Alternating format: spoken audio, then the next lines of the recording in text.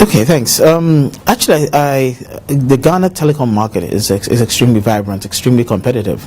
I personally think it's one of the most competitive in Africa, in that we have 6 players who are all multinationals. There's not one local operation here, and there are large multinationals. I'll say,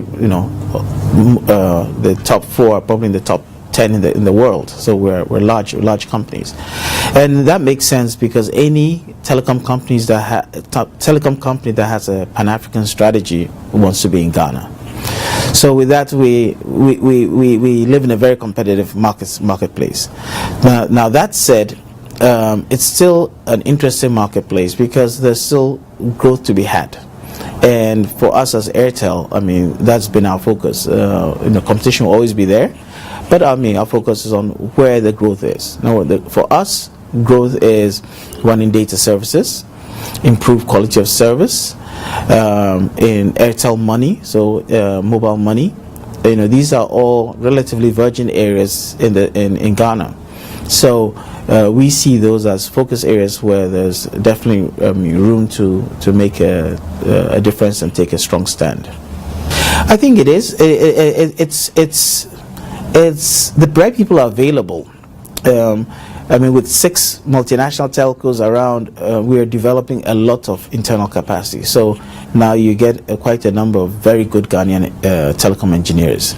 But then what that does is their rates go up, because then everybody wants the best resources. So you've got to pay for the best resources. So the good thing is, I'd say the industry is developing a lot of really good international quality engineers in the country. I think because of our strategy of outsourcing, our partners Ericsson, we've outsourced our network to Ericsson, but that gave them the impetus to set up one of their global support centers in Ghana. So they have set up a large resource center in Ghana. So again, they hire more engineers.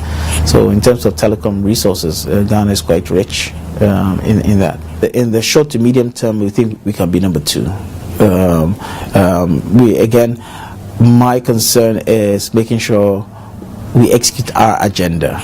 I really think my competition, of course, will probably be saying similar things, but really the growth that we've experienced and the uptake of customers, if you do a clear dipstick in terms of what the customers want, I think you'll see that Airtel ranks extremely positively.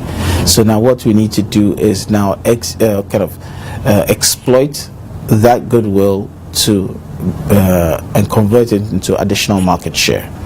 I think so we need to focus on some heavy branding in terms of creating affinity to the brand, because in terms of just pure appreciation for the brand, I think we, at least research shows that we're doing very well. Internet needs to be integrated into the fiber of our being, and I think that is where, if somebody wants to know, if somebody wants a phone number, or they want to know where something is, or they want to order food, the internet should be the natural point to go.